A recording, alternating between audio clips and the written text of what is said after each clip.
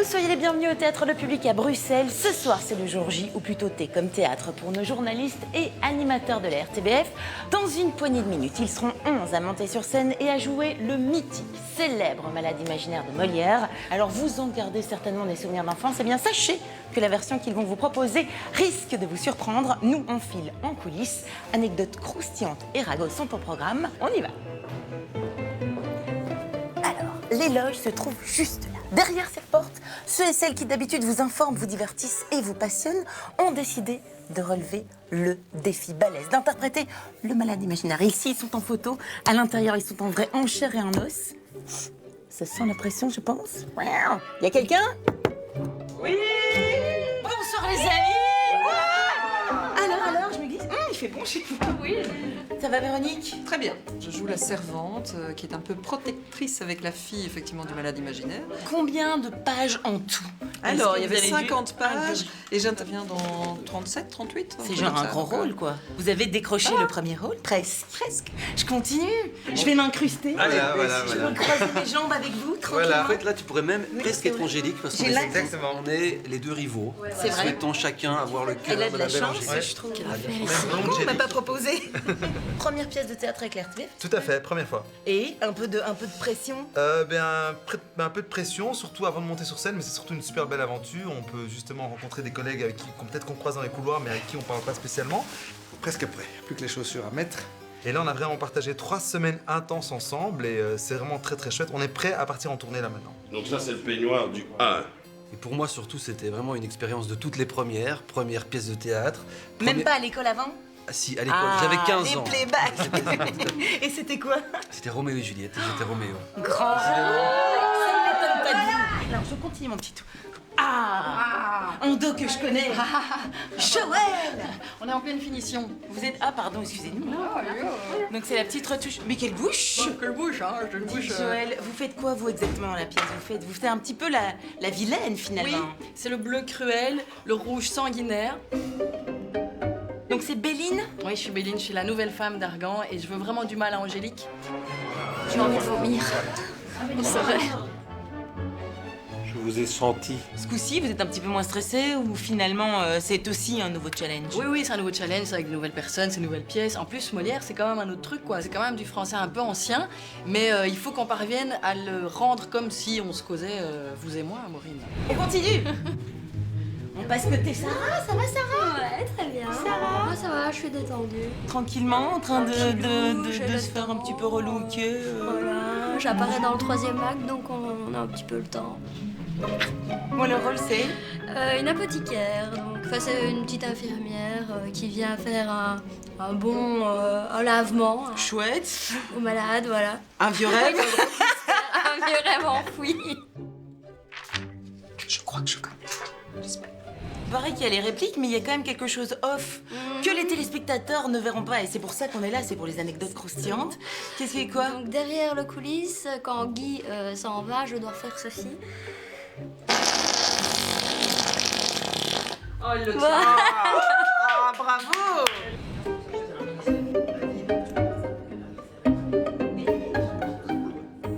On continue le petit tour. Oh, et on est bien accueillis. Mais quelle classe, James Dino! Merci. Donc vous êtes le notaire, Mais- bien élégant. Oui, je suis le notaire. Tout le monde s'est appelé à me rendre le plus beau possible. Je crois que le résultat est réussi. Je suis détendu. Ça marche bien. Vous êtes Oui. détendu. Très J'ai vu, détendu. vous êtes détendu. Et je connais mon texte. Je suis tendu, Moi, je détends mon fils, moi. Ça, c'est sympa. Super, que vous êtes bon. Et là, le seul, l'unique, le vrai Guy le maire. Rôle principal. Alors Guy, moi on m'a dit qu'en fait vous aviez choisi le rôle principal. Attention, antenne dans 5 minutes. Juste Ouais. parce que vous pouviez jouer en peignoir et en pantoufles. Je Est-ce suis que comme c'est chez vrai? moi. Non seulement j'ai 2 peignoirs, j'ai des pantoufles qui sont des petits satropes du XVIIe siècle, Tranquille. superbes, des chaussettes absolument remarquables. Ah non, vous êtes bien. Ah Guy. oui. Et je ne vous montrerai pas le caleçon. Ça, c'est de la godasse. Ouh là là. C'est bon ça. Quel bonheur de pouvoir jouer ça. Ça donne l'adrénaline et ça rend peut-être de la voix parce que le malade imaginaire est peut-être vraiment devenu malade. Vous êt un peu malade, Quand même, hein. c'est vrai. Ah, il campe bien son rôle. Bon, je vous laisse vous concentrer. On se retrouve tout à l'heure. Bon, trêve de blabla. Après un mois de répétition acharnée, des dizaines et des dizaines de pages de textes ingurgités, ils sont prêts. Ils ont un peu le trac, mais ils sont prêts à donner à 100% pour vous. Place au spectacle.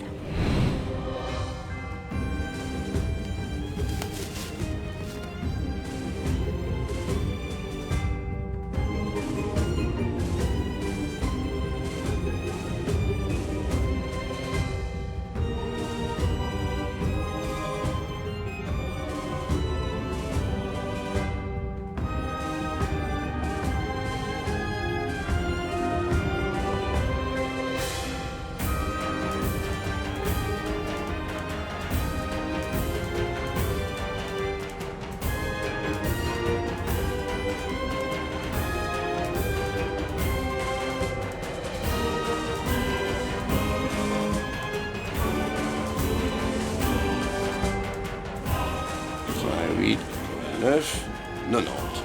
Tout est là.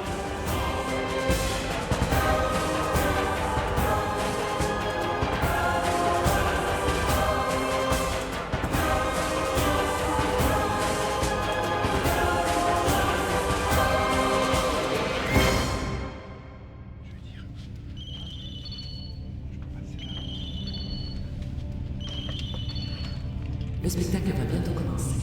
Alors, pour le confort de tous, veuillez désactiver votre GSM. Merci.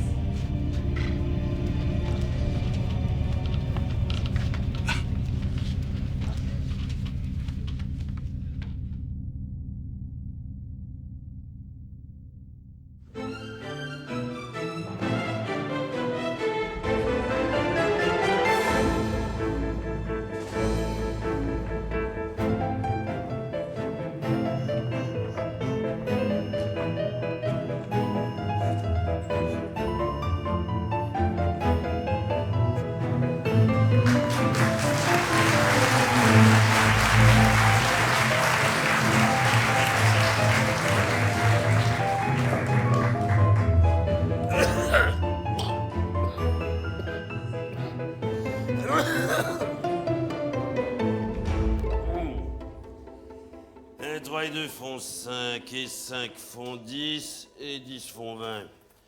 3 et 2 font 5. Plus le 24e de ce mois, un petit clistère insinuatif, préparatif et rémolliant pour amollir, humecter et rafraîchir les entrailles de monsieur. Ce qui me plaît de monsieur Purgon, mon médecin, c'est que ses ordonnances sont toujours fort civiles. Les entrailles de monsieur.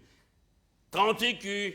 Oui, mais monsieur Purgon, ce n'est pas tout que d'être civil. Il faut aussi être raisonnable et ne pas écorcher les malades en envoyant 30 écus, un lavement. Je suis votre serviteur, je vous l'ai déjà dit.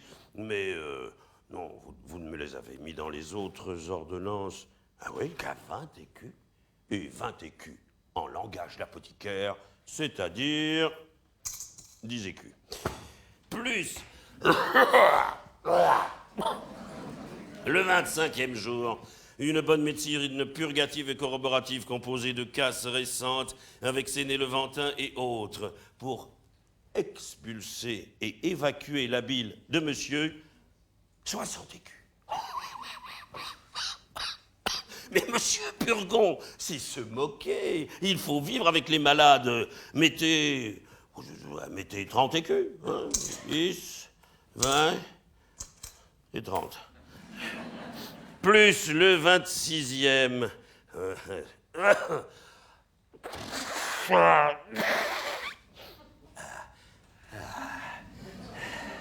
Et plus le 26e, un clistère carminatif pour chasser les vents de monsieur.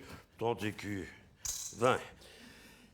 Si bien donc que de ce mois, j'ai pris 1, 2, 3, 4, 5, 6, 7, 8 médecines. Et 1, 2, 3, 4, 5, 6, 7, 8, 9, 10, et 12 lavements. Mais l'autre mois, il y avait 12 médecines et 20 lavements. Oh, mais je ne m'étonne pas si je ne me porte pas si bien ce mois-ci que l'autre. J'en parlerai à monsieur Purgon afin qu'il mette de l'ordre à cela. Allons, qu'on m'ôte tout ceci. Il n'y a personne. J'ai beau dire, on me laisse toujours seul. Il n'y a pas moyen de les arrêter ici. Ils n'entendent point.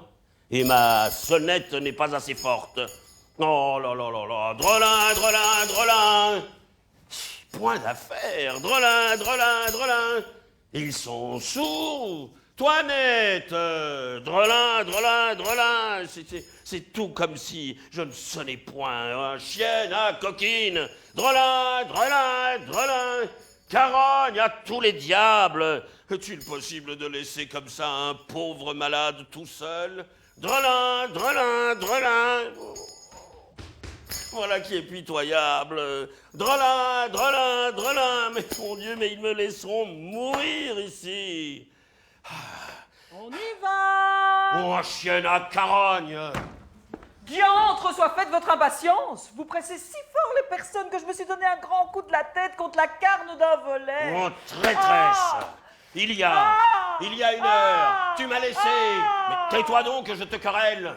Ça, ma foi, j'en suis d'avis après ce que je me suis fait. Tu m'as fait négocier, carogne! Et vous m'avez fait casser la tête. L'un vaut bien l'autre, quitte à quitte si vous voulez. Quoi, coquine? Si vous querellez, je pleurerai. Me laisser, traîtresse!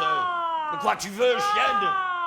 Et quoi, je n'aurai donc pas le plaisir de la quereller? Eh ben, querellez tout votre sou, je le veux bien. Oh, tu m'en empêches en m'interrompant à tout coup. Mais si vous avez le plaisir de quereller, il faut bien que de mon côté, j'ai le plaisir de pleurer. Chacun le sien, ça n'est pas trop.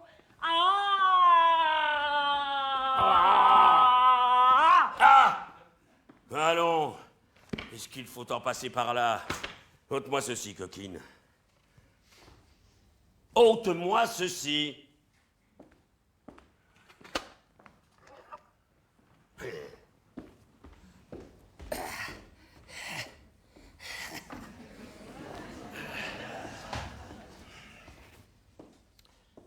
Mon lavement d'aujourd'hui a-t-il bien fonctionné? Votre lavement? Oui, ai-je bien fait de la bile? Ma foi, je ne me mêle point de ces affaires-là. C'est à monsieur Purgon d'y mettre le nez puisqu'il en a le profit. Et qu'on ait soin de me tenir un bouillon prêt pour l'autre que je dois tantôt prendre.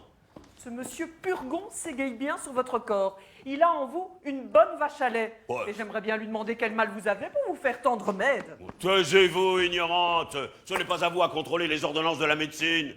Hein? Et qu'on me fasse venir ma fille Angélique, j'ai à lui dire quelque chose. La voici qui vient d'elle-même. Elle a deviné votre pensée. Venez, Angélique. Vous arrivez à propos, je voulais vous parler. Me voilà prête à vous ouïr, père. C'est un instant. Mon bâton! Je vais bientôt revenir. Allez, allez vite! Monsieur Purgon nous donne des affaires. Toinette! Quoi? Mais regarde-moi un peu! Eh bien, je vous regarde. Mais Toinette! Eh bien quoi, Toinette? Mais ne devines-tu donc point de quoi je veux te parler? Je m'en doute assez de notre jeune amant, car c'est sur lui que depuis 6 jours roulent tous nos entretiens. Et vous n'êtes point bien si vous n'en parlez à toute heure. Et puisque tu connais cela, connais-tu donc la première à m'en entretenir? Et que ne m'épargnes-tu la peine de te jeter sur ce discours? Mais vous ne m'en laissez pas le temps, et vous avez là-dessus des soins qu'il est difficile de prévenir. Je t'avoue que je ne saurais me lasser de te parler de lui et que mon cœur profite avec chaleur de tous les moments de s'ouvrir à toi. Mais dis-moi, condamnes-tu, Toinette, les sentiments que j'ai pour lui? Je n'ai garde. Ai-je tort de m'abandonner à ces douces impressions? Je ne dis pas cela. Et voudrais-tu que je fusse insensible aux tendres protestations de cette passion ardente qu'il témoigne pour moi? À Dieu ne plaise. Dis-moi un peu, Toinette, ne trouves-tu pas quelque chose du ciel, quelque effet du destin dans l'aventure inopinée de notre connaissance? Oui. Et que cette action d'embrasser ma défense sans me connaître, c'est tout à fait d'un honnête homme. Oui. Que l'on ne peut en user plus généreusement. D'accord. Et qu'il fit tout cela, mais de la meilleure grâce du monde. Oh oui. Dis-moi un peu, ne trouves-tu pas, Toinette, qu'il est bien fait de sa personne? Assurément. Qu'il a l'air le meilleur du monde. Sans doute. Et que ses discours comme ses actions ont quelque chose de noble. Cela est sûr. Et que l'on ne peut rien entendre de plus passionné que tout ce qu'il me dit. Il est vrai. Et qu'il n'est rien de plus fâcheux que la contrainte où l'on me tient. Et qui bouge tout commerce au doux empressement de cette mutuelle ardeur que le ciel nous inspire. D'accord. Mais ma pauvre Toinette, crois-tu qu'il m'aime autant qu'il me le dit? Ah, ces choses-là sont parfois un peu sujettes à caution. Les grimaces d'amour ressemblent fort à la vérité. Et j'ai vu de grands comédiens là-dessus. Ah, Toinette, que dis-tu là? Hélas, de la façon qu'il parle, serait-il bien possible qu'il ne me dise pas vrai? En tout cas, vous en serez bientôt éclairci.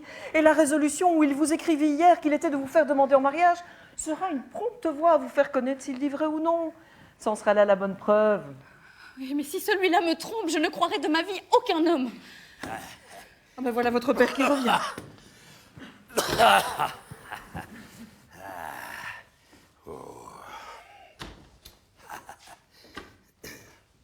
Oh ça, ma fille. J'ai à vous dire une nouvelle ou peut-être ne vous attendez-vous pas. On vous demande en mariage. Cela vous fait rire? Ah oui, c'est plaisant. Et ce mot de mariage, là, il n'y a rien de plus drôle pour les jeunes filles. Nature, nature. Ça, moi, je n'ai pas besoin, à ce que je vois, de vous demander si vous voulez bien vous marier. Je dois faire, père, tout ce qu'il vous plaira de m'ordonner. Je suis bien aise d'avoir une fille si obéissante. Enfin, la chose est conclue et je vous ai promise. C'est à moi, père, de suivre aveuglément toutes vos volontés.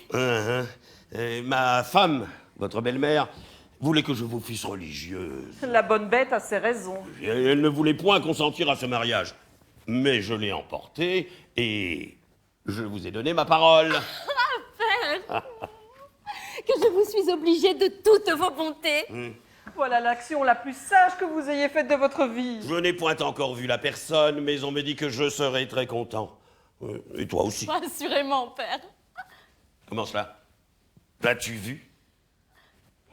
Puisque votre consentement m'autorise à vous ouvrir mon cœur, je ne feindrai point de vous dire que le hasard nous a fait connaître il y a 6 jours, et que la demande qu'on vous a faite est un effet de l'inclination que, dès cette première vue, nous avons prise l'un pour l'autre.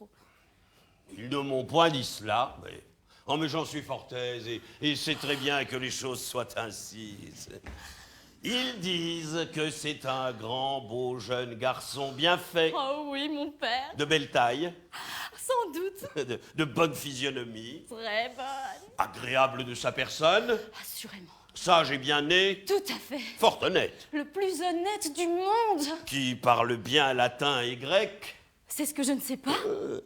Et qui sera reçu médecin dans 3 jours. Lui, mon père? Ben oui, est-ce qu'il ne te l'a pas dit? Non, vraiment? Qui vous l'a dit à vous? Ben, monsieur Purgon. Est-ce que monsieur Purgon le connaît? La belle demande. Mais il faut bien qu'il le connaisse puisque c'est son neveu.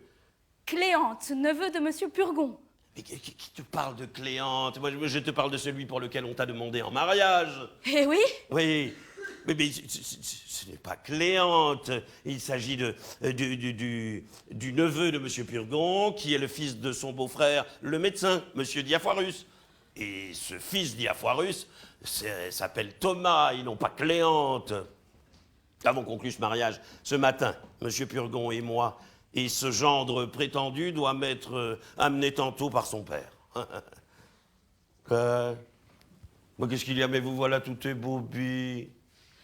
C'est mon père que je connais, que vous avez parlé d'une personne et que j'ai entendu une autre.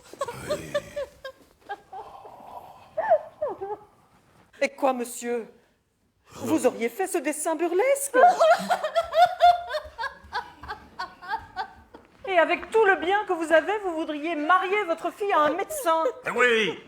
De quoi te mêles-tu, coquine, impudente que tu es? Oh là, tout doux, vous allez d'abord aux invectives. Est-ce que nous ne pouvons pas raisonner ensemble sans nous emporter? Là, parlons de sang-froid.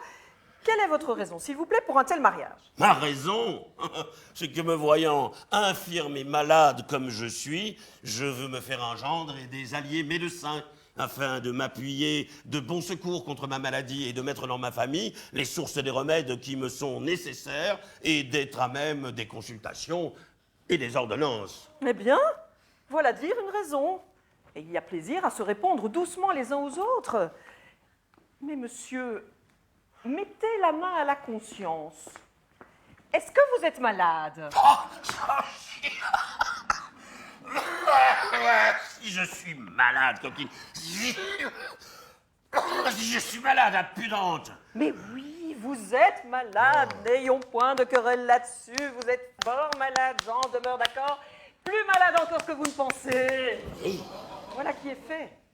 Mais votre fille doit épouser un mari pour elle, et n'étant point malade, il n'est point nécessaire de lui donner un médecin. C'est pour moi que je lui donne ce médecin. Et une fille de bon naturel doit être ravie d'épouser ce qui est utile à la santé de son père. Voulez-vous, monsieur, qu'en ami, je vous donne un conseil? Et quel est-il, ce conseil? De ne point songer à ce mariage-là. La raison? La raison, c'est que votre fille n'y consentira point. Elle n'y consentira point. Non. Ma fille? Votre fille. Elle vous dira qu'elle n'en a que faire de monsieur Diafoirus, ni de son fils Thomas Diafoirus, ni de tous les Diafoirus du monde.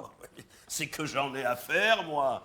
Outre que ce mariage est plus avantageux qu'on ne croit. Hein. Monsieur Diafoirus n'a que ce fils-là, pour tout héritier, et monsieur Purgon, qui n'a ni femme ni enfant, lui destine tout son bien en faveur de ce mariage.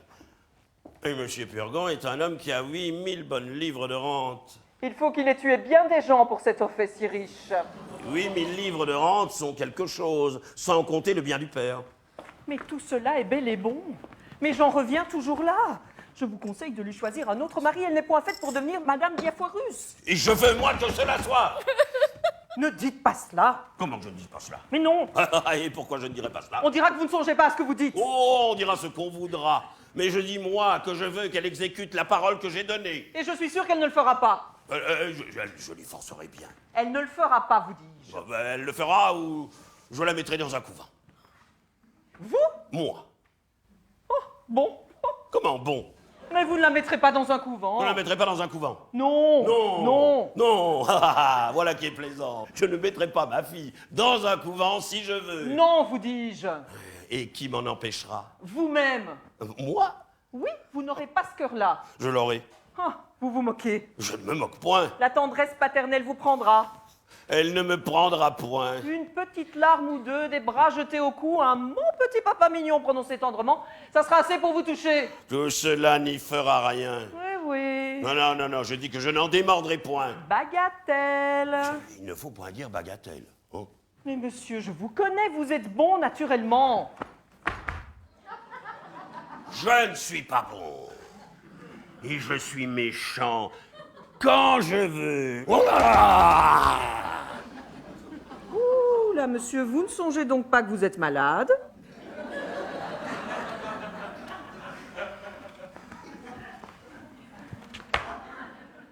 Mais je lui commande absolument de se préparer à prendre le mari que je dis. Et moi, je lui défends absolument d'en faire rien. Mais où est-ce donc que nous sommes? Et quelle est cette insolence à une coquine de servante de parler de la sorte devant son maître? Mais quand un maître ne songe pas à ce qu'il fait, une servante bien sensée est en droit de le redresser. Insolente, il faut que je t'assomme. Il est de mon devoir de m'opposer à toute chose qui pourrait vous déshonorer. Viens, je vais t'apprendre à parler. Je m'intéresse comme il se doit, ne point vous laisser faire de folie. Non, je ne consentirai jamais à ce mariage. Pondarde. Je ne veux pas qu'elle épouse votre Thomas Diafoirus. Et elle m'obéira plutôt qu'à vous. Angélique, veux-tu point m'arrêter? Cette coquine-là, Eh mon père, hein, ne vous faites point malade. si tu ne le fais pas, je te donne ma malédiction. Et moi, je la déshériterai si elle vous obéit.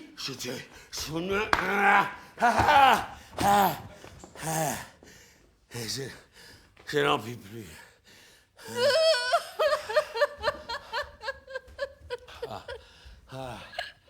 Ils me feront mourir ici.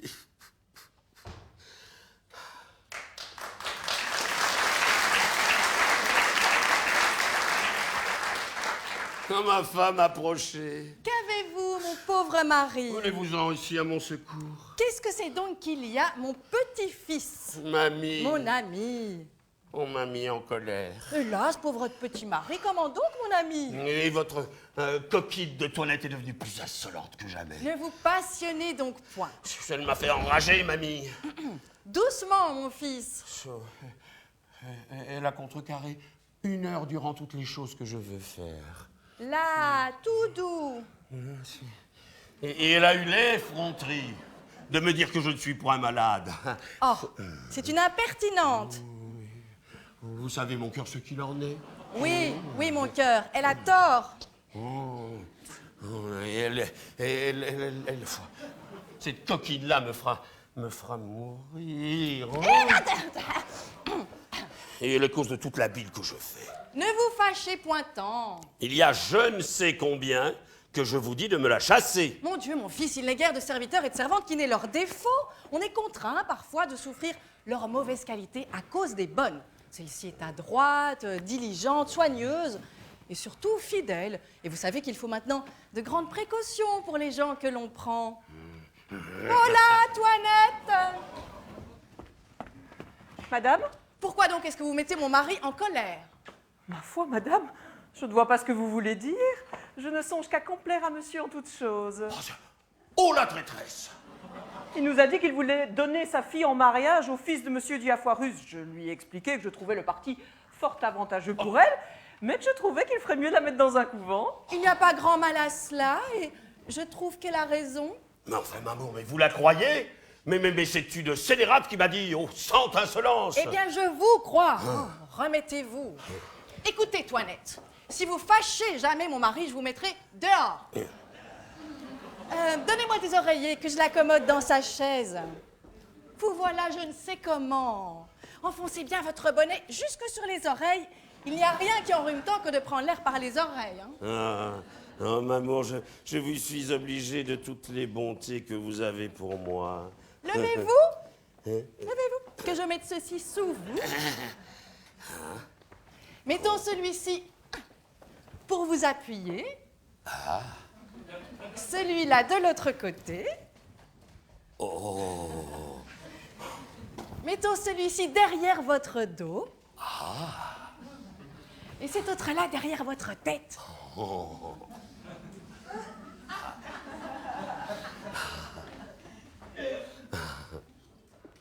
Et celui-ci pour vous garder du serein. Ah, mais coquine, mais tu veux m'étouffer! Et là, qu'est-ce que c'est donc? N'en puis plus. Et pourquoi vous emportez-vous ainsi? Elle a cru faire bien. Amour, mais vous ne connaissez pas la malice de la pandarde. Elle m'a mis tout hors de moi. Et oui, il me faudra plus de 8 médecines et de 12 lavements pour réparer tout cela. Là, mon pauvre petit ami, apaisez-vous donc un peu. Oh, m'amour, vous êtes toute ma consolation. Pauvre petit mari. Et pour tâcher de reconnaître tout l'amour que vous me portez, je veux, mon cœur, comme je vous ai dit, faire mon testament. Mon Dieu, ne parlons point de cela, je vous prie, je ne saurais souffrir cette pensée. Le seul mot de testament me fait tressaillir de douleur. Je vous avais dit pour cela de parler à votre notaire. Le voilà là-dedans, que j'ai amené avec moi. Mais faites-le entrer. Hélas, mon ami, quand on aime bien un mari, on n'est guère en état de songer à tout cela.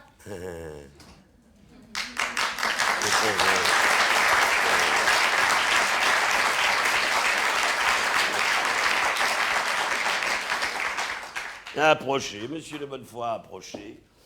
Ma femme m'a dit que vous étiez fort honnête homme et tout à fait de ses amis.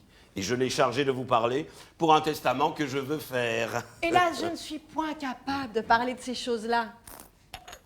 Elle m'a, monsieur, expliqué vos intentions et le dessein où vous êtes pour elle. Et j'ai à vous dire là-dessus que vous ne sauriez rien donner à votre femme par votre testament. Mais pourquoi? La coutume y résiste.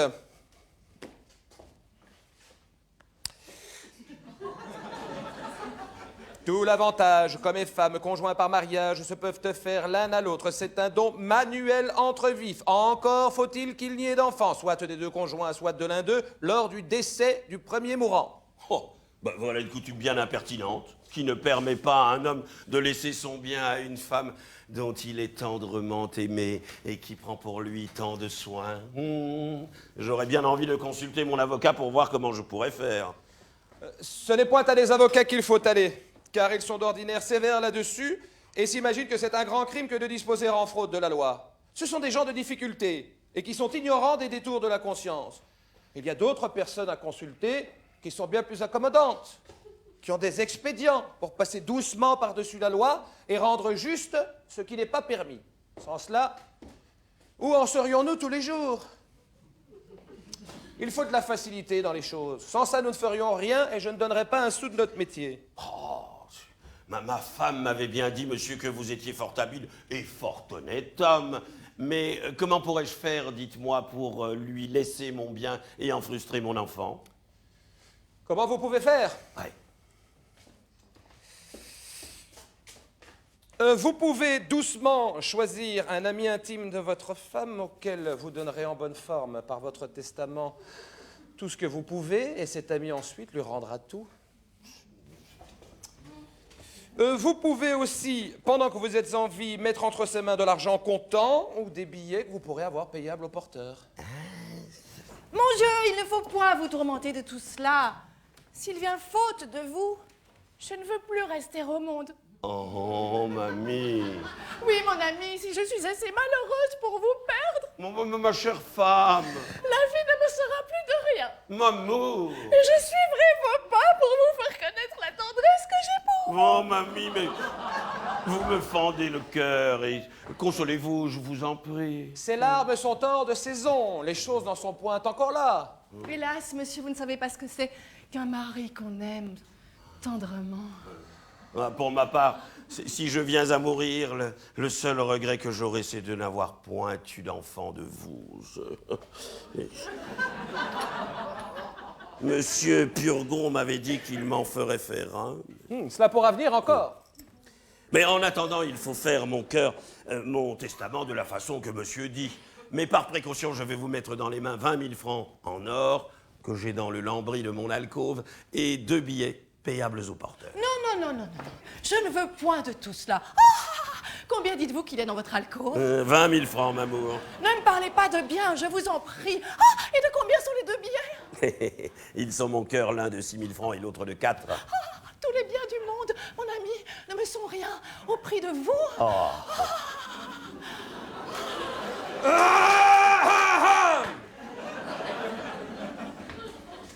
Voulez-vous que nous procédions au testament? Ah oui, monsieur, mais nous serons mieux dans mon petit cabinet. Mamie, voulez-vous m'y conduire, je vous prie? Allons, pauvre petit mari.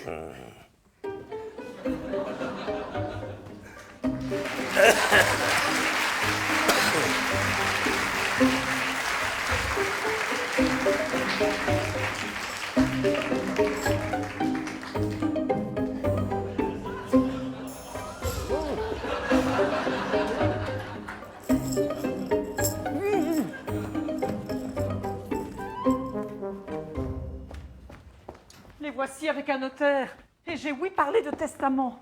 Votre belle-mère ne s'endort point et c'est sans doute quelque conspiration contre vos intérêts où elle pousse votre père. Qu'il dispose de son bien à sa fantaisie pourvu qu'il ne dispose point de mon cœur. Tu vois, Toinette, les dessins violents que l'on fait sur lui. Ne m'abandonne point, je te prie, dans l'extrémité où je suis. J'aimerais vous abandonner, mais j'aimerais mieux mourir.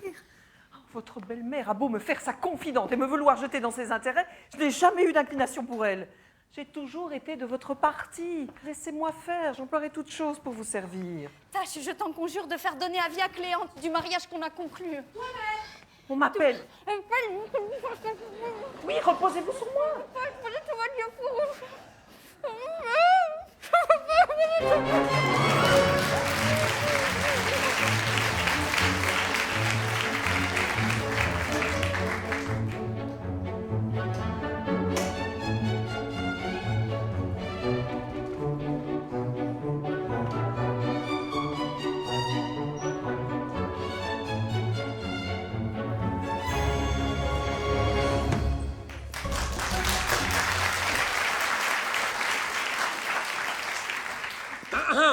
Que demandez-vous, monsieur? Ce que je demande. Ah, c'est vous, quelle surprise! Mais que venez-vous faire, séance? Savoir ma destinée, parler à l'aimable Angélique, consulter les sentiments de son cœur et lui demander ses résolutions sur ce mariage fatal dont on m'a averti. Oui, mais on ne parle pas comme cela de but en blanc, Angélique. Il y faut du mystère. Et l'on vous a dit l'étroite garde où elle se trouve et qu'on ne la laisse ni sortir ni parler à personne. Aussi ne viens-je pas ici comme Cléante et sous l'apparence de son amant, mais comme ami de son maître de musique, dont j'ai obtenu le pouvoir de dire qu'il m'envoie à sa place. Voilà son père qui revient. Retirez-vous un peu et me laissez lui dire que vous êtes là.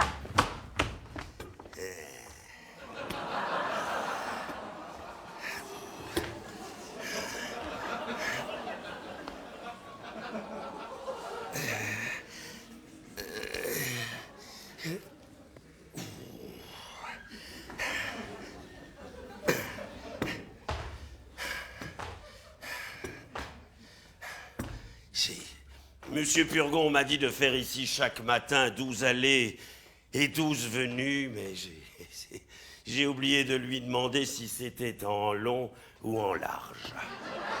Monsieur, voilà quelqu'un qui... Mais parle bas, Pandarde, tu vas m'ébranler tout le cerveau. Tu ne songes donc pas qu'il ne faut pas parler si haut à des malades. Je voulais juste vous dire que... Parle bas, te dis-je. Monsieur, Hein? je dis que... Qu'est-ce que tu dis? Je dis que voilà un homme qui demande à parler à vous. Qu'il vienne!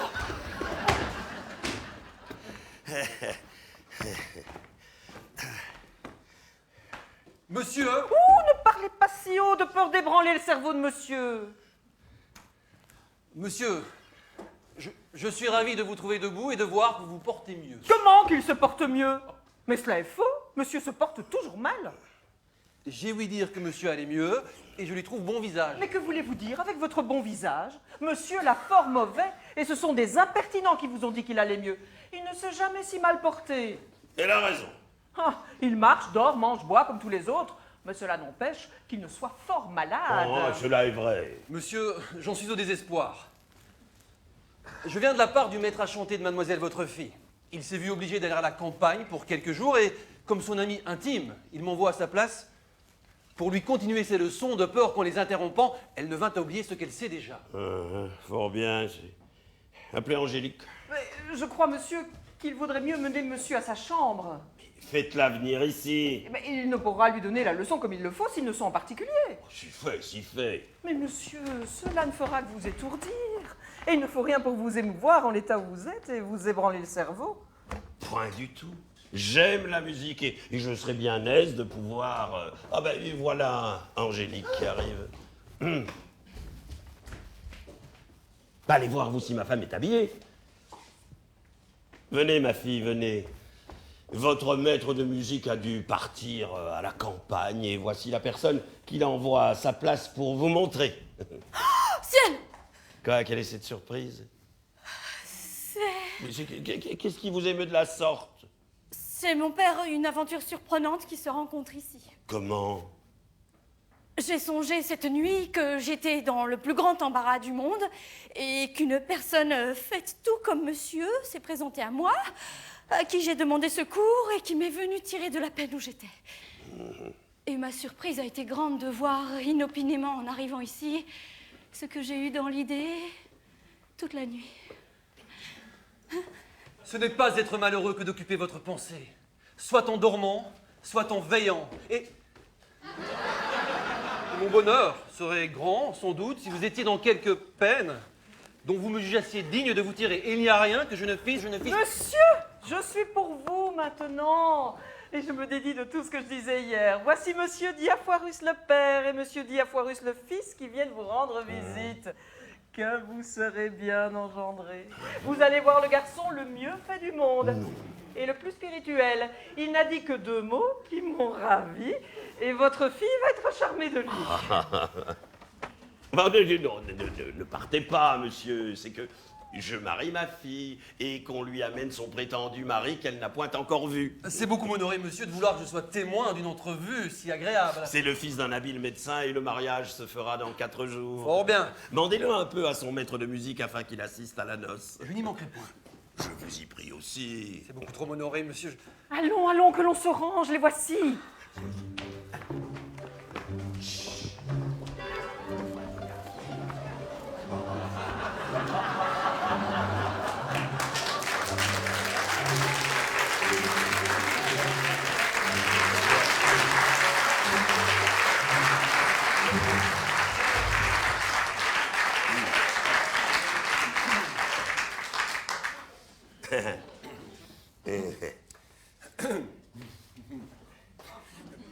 Je Nous venons reçois, ici, monsieur, avec mon beaucoup fils de Thomas joie, et moi, vous l'honneur que témoigner, vous me monsieur.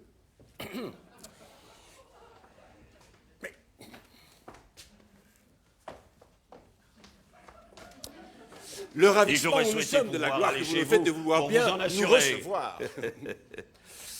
Dans l'honneur, Mais vous monsieur, savez de ce que votre c'est qu'un gloire, pauvre et malade vous qui assurez ne que peut dans les faire choses autre qui chose dépendront que de vous notre assurer, métier, monsieur, de même que qu'il dans tout cherchera autre, toutes les nous conditions serons de toujours prouver prêts, qu'il est monsieur, toujours à à votre vous témoigner service. notre zèle. Monsieur Purgon m'interdit de découvrir ma tête. Vous êtes du métier, vous savez les conséquences.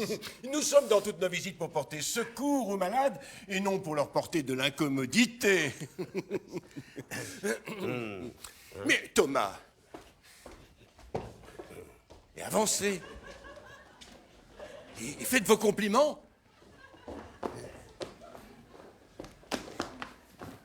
N'est-ce pas par le Père qu'il convient de commencer? Mais oui.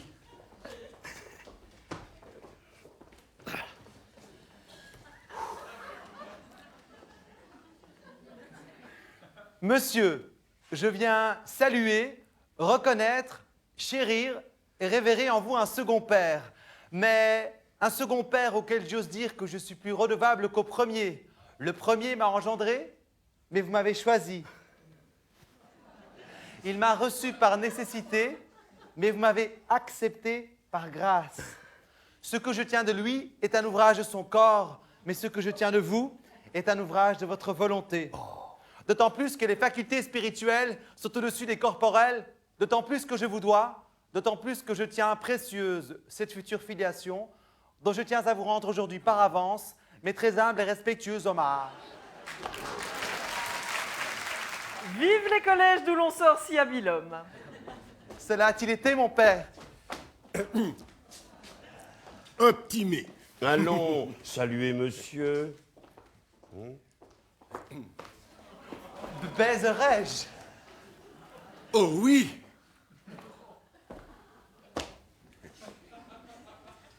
Madame, c'est avec justice que le ciel vous a concédé le nom de belle-mère, puisque l'on voit... Monsieur, ce n'est pas à ma femme, mais à ma fille que vous parlez. Où donc est-elle?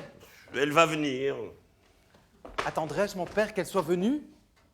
Ah, mais faites toujours le compliment à mademoiselle.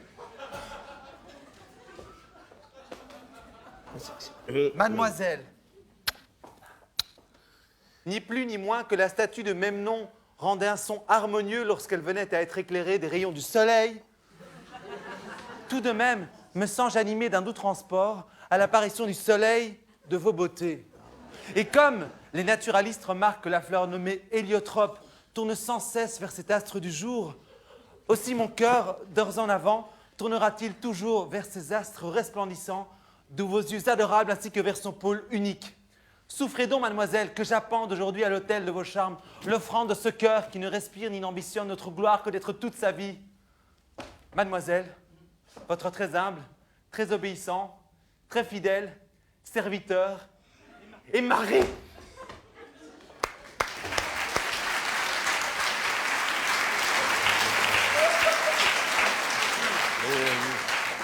Voilà ce que c'est que d'étudier, on apprend à dire de belles choses. Qu'est-ce que vous dites de cela, monsieur? Que monsieur fait merveille, et que s'il est aussi bon médecin qu'il est bon orateur, il aura plaisir à être de ses malades. Assurément, ce sera quelque chose d'admirable s'il fait d'aussi belles cures qu'il fait de beaux discours. Vous voyez, monsieur, que tout le monde admire monsieur votre fils, et je vous trouve bien heureux de vous voir un garçon comme cela.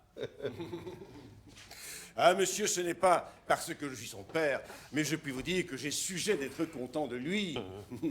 Et que tous ceux qui le voient en parlent comme d'un garçon qui n'a point de méchanceté. Lorsqu'il était petit, il n'a jamais vraiment été ce que l'on appelle éveillé. On le trouvait toujours taciturne, ne disant jamais mot, et ne jouant jamais à tous ces petits jeux que l'on nomme enfantins. Nous étions toutes les peines du monde à lui apprendre à lire, et il avait 9 ans, qu'il ne connaissait pas encore ses lettres. Lorsque je l'envoyais au collège, il trouva de la peine, mais il se raidissait contre les difficultés. Et enfin, à force de battre le fer, il en vint glorieusement à avoir ses licences. Et puis je puis vous dire sans vanité que depuis 2 ans qu'il est sur les bancs, il n'y a point de candidat qui n'ait fait autant de bruit que lui dans toutes les disputes de notre école. Il s'y est rendu redoutable et il ne s'y passe point d'acte sans qu'il n'ait argumenté à outrance pour la proposition contraire. Il est ferme dans la dispute, fort comme un Turc, sur ses principes, et ne démord jamais de son opinion, mais sur toute chose, ce qui me plaît en lui, et en quoi il suit mon exemple, c'est qu'il s'attache aveuglément aux opinions de nos anciens, et que jamais il n'a voulu ni entendre ni comprendre les raisons et les expériences des prétendues découvertes de notre siècle, touchant la circulation du sang et autres opinions de même farine. J'ai, contre les circulateurs, soutenu une thèse qu'avec la permission de monsieur, j'ose présenter à mademoiselle en hommage que je lui dois des prémices de mon esprit. Monsieur, c'est pour moi un meuble inutile et je ne me connais pas à ces choses-là. Donnez, ça sera toujours bon à prendre pour l'image. Ça servira à parer votre chambre. Avec la permission aussi de monsieur, je vous invite à venir voir l'un de ces jours pour vous divertir la dissection d'une femme sur quoi je dois raisonner. Oh, le divertissement sera agréable. Il y en a qui donnent la comédie à leur maîtresse, mais donner une dissection est quelque chose de plus galant. Du reste, pour ce qui est des qualités requises pour le mariage et la propagation, je puis vous assurer, selon les règles de nos docteurs, qu'il est tel qu'on peut le souhaiter, qu'il possède en un degré louable la vertu prolifique, et qu'il ait du tempérament qu'il faut pour procréer et engendrer des garçons bien conditionnés. Mais n'est-ce pas votre intention, monsieur, de le pousser à la cour et d'y ménager pour lui une charge de médecin?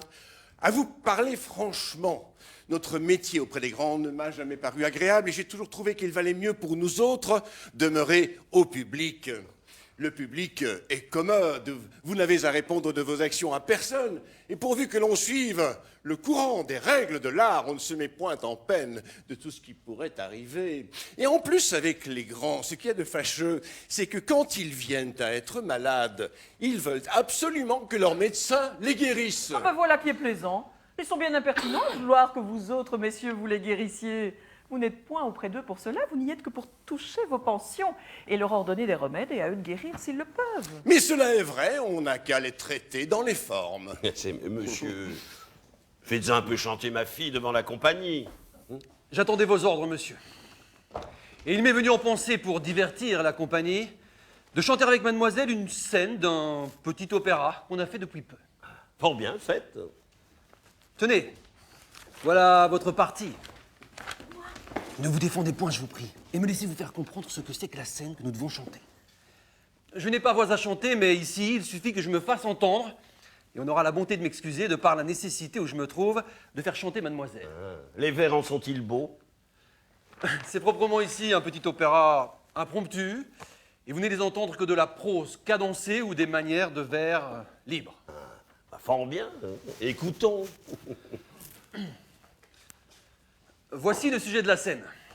Un berger était attentif aux beautés d'un spectacle qui ne faisait que de commencer lorsqu'il fut tiré de son attention par un bruit qu'il entendit à ses côtés. Il se retourne et voit un brutal qui, de paroles insolentes, maltraitait une bergère. D'abord, il prend les intérêts d'un sexe à qui tous les hommes doivent hommage. Et après avoir donné au brutal le châtiment de son insolence, il vient à la bergère et voit une jeune personne qui, des 2 plus beaux yeux qu'il eût jamais vus, versait des larmes qu'il trouva les plus belles du monde. L'aimable bergère prend soin de le remercier de son léger service, mais d'une manière si charmante, si tendre et si passionnée que le berger ne peut y résister. Et chaque mot, chaque regard est un trait plein de flammes dont son cœur se sent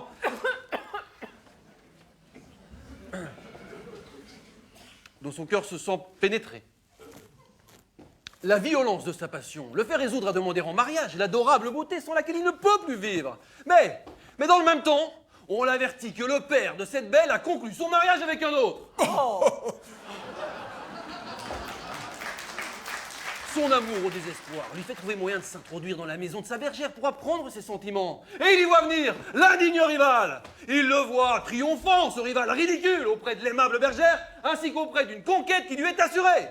Cette vue le remplit d'une colère dont il peine à s'en rendre maître. Il jette de douloureux regards à celle qu'il adore, et le transport de son amour l'oblige à lui parler ainsi.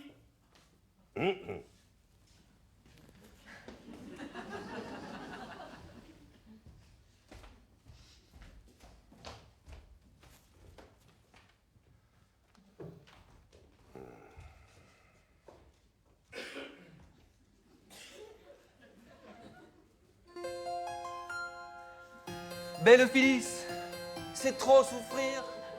Rompons ce dur silence et m'ouvrez vos pensées. Apprenez-moi ma destinée. Faut-il vivre? Faut-il mourir?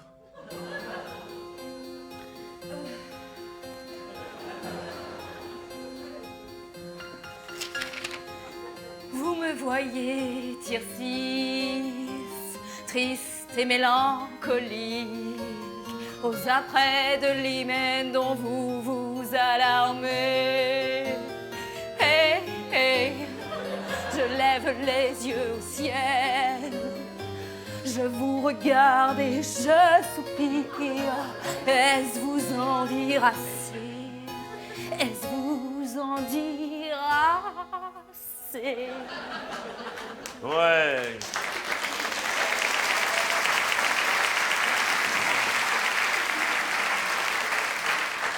Je ne savais pas que ma fille fût si habile de lire la musique à livre ouvert sans hésiter.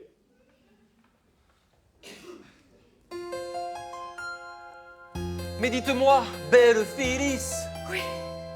Se pourrait-il que l'amoureux Tircis eût assez de bonheur pour avoir quelque place dans votre cœur? Je ne m'en défends point dans cette peine extrême, ô Tircis.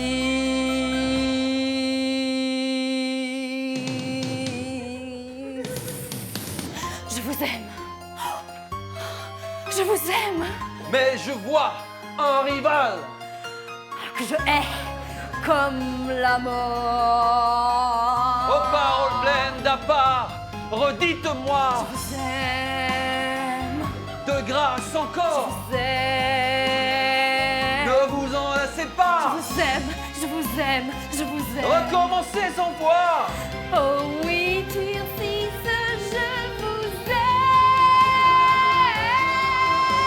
je vous aime. Je vous aime. Je vous aime. Je vous aime. Je vous aime. Je vous aime. Je vous aime. Je vous aime. Je vous aime. Je vous aime. Je vous aime. Je vous aime. Je vous aime. Je vous aime. Je vous aime. Je vous aime. Je vous aime.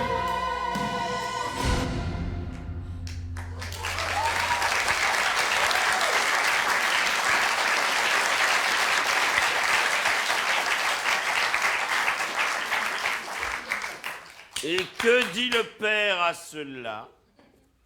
Il ne dit rien. Voilà un sopère que ce père-là d'écouter toutes ces sottises sans rien dire. Monsieur, je pensais vraiment que... Oh, suffit. Cette comédie est de fort mauvais exemple. Le berger Tircis est un impertinent et la bergère Phyllis est une impudente de réagir ainsi de la sorte devant son père. Montrez-moi ce papier.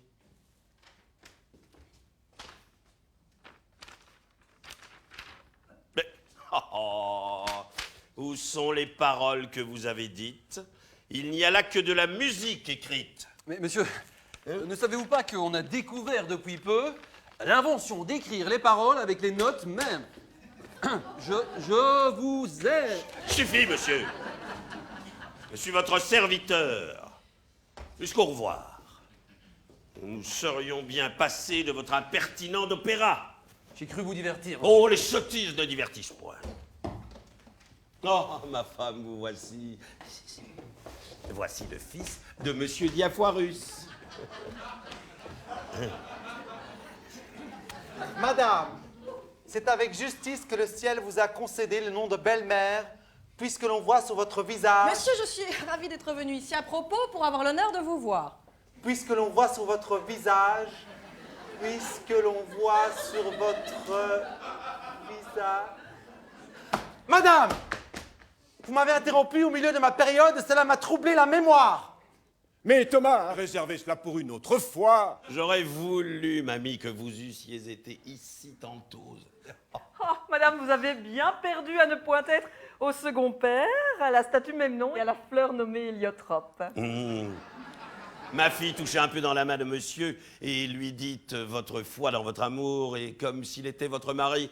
Mon père, Quoi, mon père? mais de grâce, ne précipitez pas les choses. Donnez-nous au moins le temps de nous connaître et de voir naître en nous, l'un pour l'autre, cette inclination si nécessaire à composer une union parfaite. Quant à moi, mademoiselle, elle est déjà toute née en moi et je n'ai point besoin d'attendre davantage. Si vous êtes déjà si prompt, monsieur, il n'en est pas de même pour moi.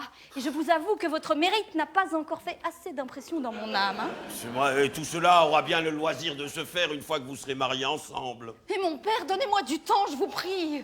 Le mariage est une chaîne où l'on ne doit jamais soumettre un cœur par force. Et si monsieur est honnête homme, il ne doit point vouloir épouser une personne qui serait à lui par contrainte. Nego consequentia, mademoiselle, et je puis être honnête homme et vouloir vous accepter des mains de monsieur votre père. C'est un méchant moyen de se faire aimer de quelqu'un que de lui faire violence. Nous lisons des anciens, mademoiselle, que leur coutume était d'enlever par force de la maison des pères les filles qu'on menait à marier, afin qu'il ne semblât pas que ce fût de leur consentement qu'elles convolaient dans les bras d'un homme. Mais les anciens, monsieur, sont les anciens. Et nous sommes les gens de maintenant. Les grimaces ne sont point nécessaires dans notre siècle. Et quand un mariage nous plaît, nous savons fort bien y aller sans qu'on nous y traîne. Donnez-vous patience, monsieur. Si vous m'aimez, vous devez vouloir tout ce que je veux. Oui, mademoiselle, jusqu'aux intérêts de mon amour exclusivement. Mais la grande marque d'amour, c'est d'être soumis aux volontés de celle qu'on aime. Distinguons, mademoiselle, dans ce qui ne regarde point sa possession concedo, mais dans ce qui la regarde nego. Oh, vous avez beau raisonner, monsieur effray et moulu du collège. Pourquoi tant résister et refuser la gloire d'être attaché au corps de la faculté? Elle a peut-être quelque inclination en tête. Si j'en avais, madame, elle serait telle que la raison et l'honnêteté pourraient me la permettre. Je joue un plaisant personnage ici. Si j'étais que de vous, mon ami, je ne la forcerais point à se marier et je sais bien ce que je ferais. Je sais, madame, ce que vous voulez dire et les bontés que vous avez pour moi, mais peut-être que vos conseils ne seront pas assez heureux pour être exécutés. C'est que les filles bien sages et bien honnêtes, comme vous, se moquent d'être obéissantes et soumises aux volontés de leur père. Cela était bon autrefois. Le devoir d'une fille a des bornes, madame, et la raison et les lois ne l'étendent point à toutes sortes de choses. C'est-à-dire que vos pensées ne sont que pour le mariage, mais vous voulez choisir un époux à votre fantaisie. Oh, si mon père ne veut pas me donner un mari qui me plaise, je le conjure au moins de ne point m'enforcer à en épouser un que je ne puisse pas aimer. Mais messieurs, je vous demande pardon pour tout cela. Chacun a son but en se mariant. Pour moi qui ne veux un mari que pour l'aimer véritablement et qui prétend en faire tout l'attachement de ma vie, je vous avoue que j'y cherche quelques précautions. Il y en a d'aucunes qui prennent des maris seulement pour se tirer de la contrainte de leurs parents et se mettre en état de faire tout ce qu'elles voudront. Il y en a d'autres, madame, qui font du mariage un commerce de pur intérêt, qui ne se marient que pour gagner des douaires, que pour s'enrichir par la mort de ceux qu'elles épousent et qui courent sans scrupule de mari en mari pour s'approprier leurs dépouilles. Ces personnes-là, à la vérité, n'y cherchent pas tant de façon et regardent peu la personne. Je vous trouve aujourd'hui bien raisonnante et je voudrais bien savoir ce que vous voulez dire par là. Mais moi, madame, que voudrais-je dire que ce que je dis? Vous êtes si sotte, mamie, qu'on ne saurait plus vous souffrir. Vous voudriez bien, madame, m'obliger à vous répondre quelque impertinence, mais je vous avertis que vous n'aurez pas cet avantage. Il n'est rien d'égal à votre insolence. Non, madame, vous avez beau dire. Et vous avez un ridicule orgueil, une impertinente présomption qui fait hausser les épaules de tout le monde. Tout cela, madame, ne servira de rien. Je serai sage en dépit de vous. Et pour vous ôter l'espérance de pouvoir réussir dans ce que vous voulez, je vais m'ôter de votre vue. Écoute, il n'y a point de milieu à cela. Choisis ou dans 4 jours d'épouser monsieur ou un couvent.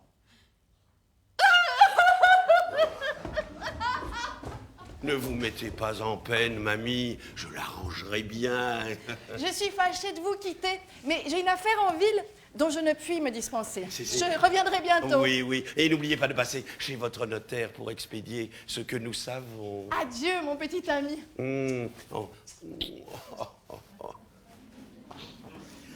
Ah, voilà une femme qui m'aime. Cela n'est pas croyable. Nous allons, monsieur, prendre congé de vous. Oh, monsieur, mais dites-moi un peu comment je vais. Allons, Thomas, prenez l'autre bras de monsieur, et voyons si vous saurez porter un bon jugement sur son pouls. Alors, quid dicis? Dico que le pouls de monsieur est le pouls d'un homme qui ne se porte point bien. Bon. Qu'il est duriuscule pour ne pas dire dur. Fort bien. Repoussant. Bene. Caprisant, et même un peu. Optimé. Ce qui marque une intempérie dans le parenchyme splénique, c'est-à-dire la rate. Fort bien. Ah oui, mais monsieur Purgon dit que c'est du foie que je suis malade. Et oui. Qui dit parenchyme dit l'un et l'autre, à cause de l'étroite sympathie qu'ils ont ensemble par le moyen du bas brevet du pylore et souvent par les méacolidoques. Il vous ordonne de manger force rôti. Rien que du bouilli. Et oui. Rôti, bouilli, même chose. Il vous ordonne fort prudemment, vous ne pouvez être en de meilleures mains.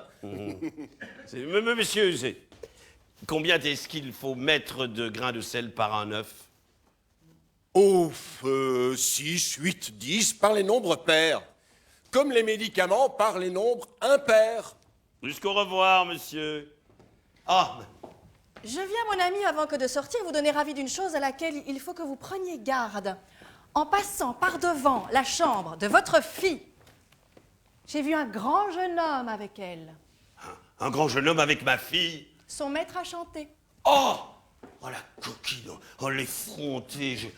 Je ne m'étonne pas de sa résistance. Je n'ai même plus le loisir de songer à ma maladie.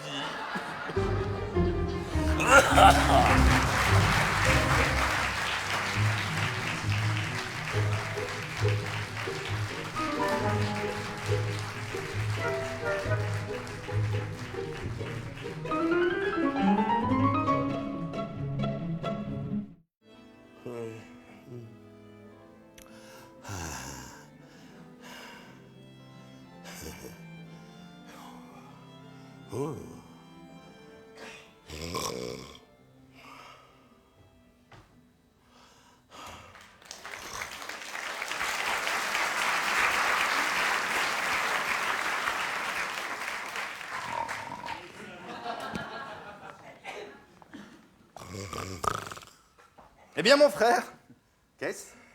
Comment vous portez-vous? Oh, mon frère, fort mal. Comment fort mal, là? Ah ouais, je suis dans un état de faiblesse tel que c'est à peine croyable. Oh, voilà qui est fâcheux.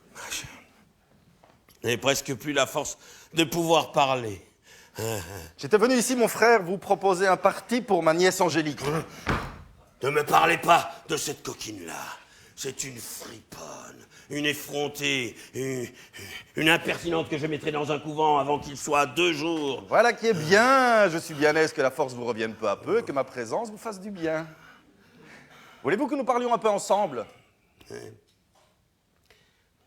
Un peu de patience, mon frère. Mais monsieur, vous ne songez donc pas que vous ne sauriez marcher sans bâton? Cela est vrai. Je vais bientôt revenir.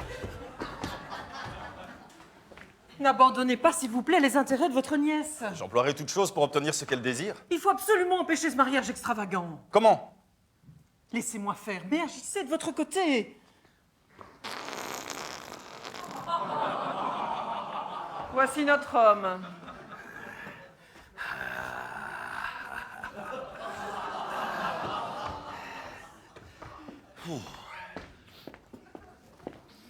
Voulez-vous bien, mon frère, qu'avant toute chose, je vous demande de ne point vous échauffer l'esprit durant notre conversation? Oh, voilà qui est fait. De répondre sans nulle aigreur à toutes les choses que je pourrais vous dire. Et oui. Et de raisonner ensemble sur les affaires dont nous avons à parler avec un esprit détaché de toute passion. Mais mon Dieu, oui. Voilà bien du préambule. D'où vient mon frère qu'ayant qu'ayant le bien que vous avez, et n'ayant d'enfant qu'une fille, d'où vient, dis-je, que vous parlez de la mettre dans un couvent? Et d'où vient mon frère que je suis maître dans ma maison pour faire ce que bon me semble? Votre femme ne manque pas de vous conseiller de vous séparer d'elle, mais je ne doute point que, par esprit de charité, elle ne fut ravie de l'avoir bonne religieuse. Alors ça, nous y voici. Hein. Voilà d'abord la pauvre femme en jeu. C'est elle qui fait tout le mal et tout le monde lui en veut. Non, laissons-la là. C'est une femme qui a pour votre famille les meilleures intentions du monde, qui est détachée de toutes sortes d'intérêts, qui a pour vous une tendresse merveilleuse et qui montre pour votre fille une bonté, une affection qui n'est pas concevable. Cela en est certain, n'en parlons point. Mais revenons à votre fille. Sur quelle pensée, mon frère, la voulez-vous donner en mariage au fils d'un médecin?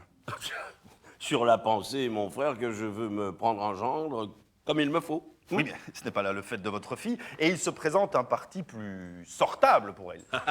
Oui, mais celui-ci est plus sortable pour moi. Mais le mari qu'elle doit prendre, doit-il être mon frère? Ou pour elle, ou pour vous? Il doit être mon jeune frère, et pour elle, et pour moi. Et je veux mettre dans ma famille les gens dont j'ai besoin. Et par cette raison-là, si vous aviez une autre fille, vous la donneriez en mariage à un apothicaire. Pourquoi non? Mais est-il possible que vous serez toujours embéguiné de vos apothicaires et de vos médecins, et que vous vouliez être malade en dépit des gens et de la nature? Comment l'entendez-vous? J'entends, mon frère, que je ne vois point d'homme qui soit moins malade que vous, et que je ne demanderai point de meilleure constitution que la vôtre. Une grande marque que vous vous portez bien, et que vous avez un corps parfaitement bien composé, et que vous n'êtes point crevé de toutes les médecines qu'on vous a fait prendre. Mais c'est cela, justement, qui me conserve. Et M. Purgon dit que je succomberais s'il était seulement 3 jours sans s'occuper de moi. Si vous prenez garde, il prendra tant soin de vous qu'il vous enverra en l'au-delà. Bon, raisonnons un peu. Vous ne croyez non pas à la médecine? Non, mon frère. Et je ne crois point que pour son salut, il soit nécessaire d'y croire. Mais pourquoi ne voulez-vous pas qu'un homme puisse en guérir un autre? Par la raison, mon frère, que les ressorts de notre machine sont des mystères jusqu'ici où les hommes ne voient goutte. Alors les médecins ne savent rien à votre compte. Si fait. Ils savent pour la plupart de fort belles humanités, savent parler en beau latin, savent nommer en grec toutes les maladies, les définir et les diviser. Mais pour ce qui est de les guérir, c'est ce qu'ils ne savent point du tout. Mais il faut être d'accord que sur cette matière-là, ils en savent plus que les autres. Ils savent ce que je vous ai dit, et qui ne guérit pas de grand-chose. Et toute l'excellence de leur art consiste en un pompeux galimatia, en un spécieux babil qui donne des mots pour des raisons et des promesses pour des effets. Oh là. Enfin bon, il faut bien que les médecins croient leur art véritable puisqu'ils s'en servent d'abord pour eux-mêmes. C'est qu'il y en a qui sont parmi eux-mêmes dans l'erreur populaire, dont ils profitent, et d'autres qui en profitent sans y être. Votre monsieur Purgon, par exemple, ni ses points de finesse. C'est un homme tout médecin de la tête jusqu'aux pieds. Un homme qui ne croit qu'à ses règles, plus qu'à toutes les démonstrations des mathématiques, et qui donne à travers ses purgations et ses lavements, mais ne balance aucune chose. Vous avez contre lui une dent de lait. Mais venons au fait. Que faire donc quand on est malade? Rien, mon frère. Rien? Rien. Il ne faut que demeurer en repos. La nature d'elle-même, quand on la laisse faire, se tire doucement du désordre où elle est tombée. Et c'est notre impatience, notre inquiétude qui gâche tout. Et presque tous les hommes meurent de leur remède et non pas de leur maladie. Il faut demeurer d'accord que l'on peut aider cette nature par de certaines choses. Dans les discours et dans les choses, ce sont pures idées simples dont nous aimons à nous repaître. Et de tout temps, il s'est glissé parmi les hommes de belles imaginations que nous venons à écouter, parce qu'elles nous flattent. Et qu'il serait à souhaiter qu'elles fussent vraies. Lorsqu'un médecin vous parle d'aider, de soulager et de secourir la nature, et d'avoir des secrets pour étendre la vie à de longues années, il ne vous dit que le roman de la médecine. Mais quand vous en venez à la vérité et à l'expérience, vous ne trouvez rien de tout cela. Et il en est comme de ces beaux songes qui ne vous laissent au réveil que le déplaisir de les avoir crus. Oh, mais mon Dieu, mais toute la science du monde est enfermée dans votre tête, et vous voulez en savoir plus que tous les médecins de notre siècle réunis. Non, dans les discours et dans les choses, ce sont deux sortes de personnes que vos grands médecins. Entendez-les parler, les plus habiles gens du monde, regardez-les faire, les plus ignorants de tous les hommes. Voilà un grand docteur, et je voudrais qu'il y eût ici quelqu'un de ces médecins pour rembarrer vos raisonnements et rabaisser votre caquet. Non, mon frère, je ne prends point tâche à combattre la médecine, et chacun à ses périls et fortunes peut croire ce qui lui plaît. Ce que je dis n'est qu'entre nous, Et j'aurais souhaité vous tirer un peu de l'erreur où vous êtes, et pour vous divertir, vous emmener voir sur ce chapitre quelqu'une des comédies de Molière. C'est un bien impertinent que votre Molière a avec ses comédies, et je le trouve bien léger d'aller jouer d'honnêtes gens comme les médecins. Ce ne sont point les médecins qui le jouent, mais le ridicule de la médecine. Mais par la mort, non, de diable! Et je saurais que de ces médecins, je me vengerai bien de son impertinence. Et quand il sera malade, je le laisserai mourir sans secours. Il aura beau faire, il aura beau dire. Je ne lui ordonnerai pas la moindre petite saignée, pas le moindre petit lavement. Et je lui dirai, crève, crève. Cela t'apprendra une autre fois à te jouer de la faculté. Vous voilà bien en colère contre lui. Hein. Oui, c'est un mal avisé. Et les médecins seront bien sages s'ils font ce que je dis. Et puis ne parlons plus tant de cet homme-là, mon frère. Vous m'échauffez la bile et vous me donneriez mon mal. Ah, je le veux bien, mon frère. Et pour changer de discours, je vous dirais que sur une petite répugnance que vous témoigne votre fille, vous ne devez point prendre les résolutions violentes de la mettre dans un couvent. Que pour le choix d'un gendre, il ne faut pas suivre aveuglément la passion qui vous emporte. Et que sur cette matière, on se doit de s'accommoder un peu à l'inclination d'une fille. Car c'est pour toute la vie. Et que de là dépend tout le bonheur d'un mariage.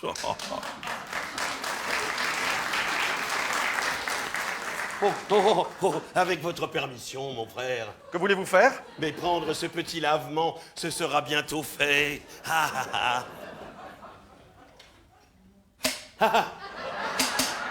Mais vous vous moquez! Est-ce que vous ne sauriez rester un instant sans lavement et sans médecine? Remettez cela une autre fois et vous demeurez un peu en repos. De quoi vous mêlez-vous de vous opposer aux ordonnances de la médecine et d'empêcher monsieur de prendre mon clistère? Vous êtes bien plaisant d'avoir cette hardiesse-là. Allez, on voit bien que vous n'avez pas accoutumé à parler à des visages. On ne doit point ainsi se jouer des remèdes et me faire perdre mon temps. Je ne suis venue ici que sur une bonne ordonnance et je vais dire à monsieur Purgon qu'on m'a empêché d'exécuter ses ordres et de faire ma fonction. Vous verrez, vous verrez! À ce soir ou à demain au matin.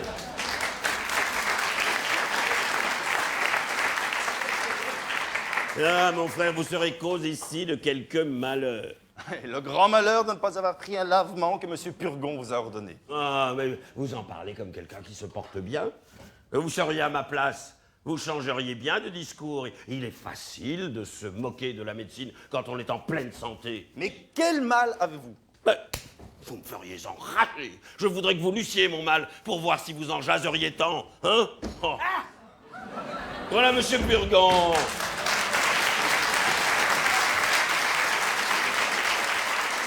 Je viens d'apprendre là-bas à la porte de jolies nouvelles, qu'on se moque ici de mes ordonnances et qu'on a fait refus de prendre le remède que j'avais prescrit. Non, monsieur. Voilà une hardiesse bien grande, une étrange rébellion d'un malade contre son médecin. Cela est épouvantable. Un clistère que j'avais pris plaisir à composer moi-même. Ce n'est pas moi. Inventé, formé dans toutes les règles de l'art. Il a tort. Et qui devait faire dans des entrailles un effet merveilleux. C'est mon frère.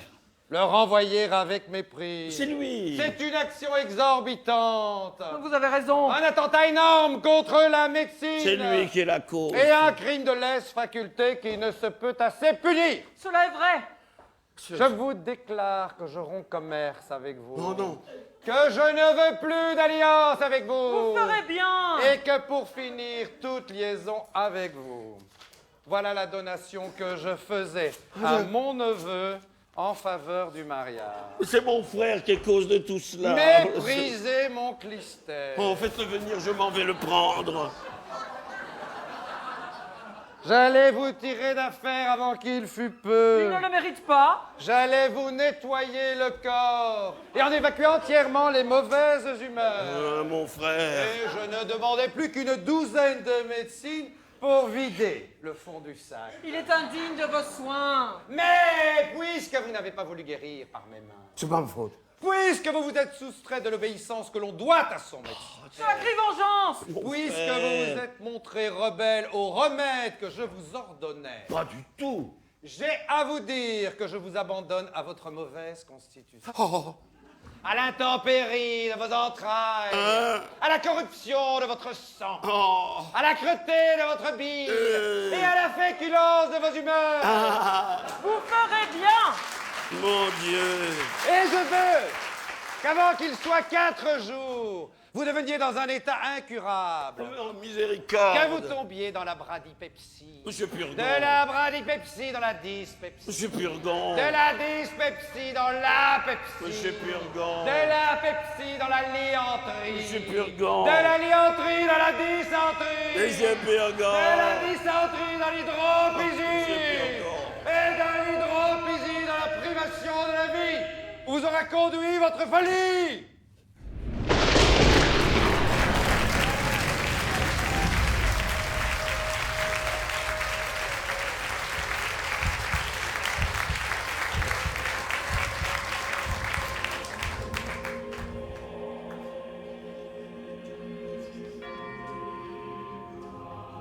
Allez, je suis mort. Mon frère, vous m'avez perdu. Quoi, qu'y a-t-il? Je n'en puis plus. Je sens déjà que la médecine se venge. Mon Dieu, mon frère, vous êtes fou. Tâtez-vous un peu. Revenez à vous-même et ne donnez point tant à votre imagination. Vous avez entendu toutes les étranges maladies dont il m'a menacé. Le simple homme que vous êtes. Il dit que je serai incurable avant qu'il soit 4 jours. Et ce qu'il a dit, que fait-il à la chose? Est-ce un oracle qui a parlé?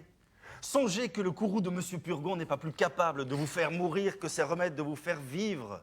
Voici une histoire à vous défaire des médecins. Ou si vous êtes né à ne point pouvoir vous en passer, il est aisé d'en trouver un autre avec lequel vous puissiez courir moins de risques. Mais il sait tout mon tempérament et la manière dont il faut me gouverner. Vous voyez les choses avec d'étranges yeux. Monsieur, voilà un médecin qui demande à vous voir. Un médecin? Un médecin, quel médecin? Un médecin de la médecine. Je te demande qui il est. Mais je ne le connais pas. Mais il me ressemble comme 2 gouttes d'eau. Et si je n'étais sûre que ma mère était honnête femme, je dirais que c'est quelques petits frères qu'elle m'aurait donnés depuis le trépas de mon père. Bah fais-le venir.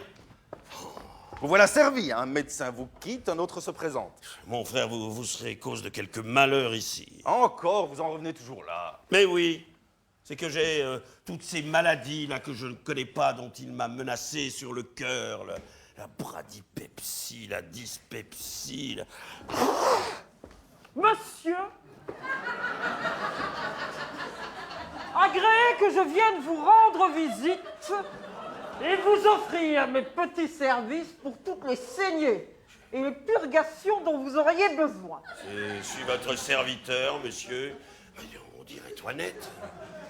Oh, monsieur, je vous prie de m'excuser, mais j'ai oublié de donner une commission à mon valet. Je reviens tout à l'heure. Hein?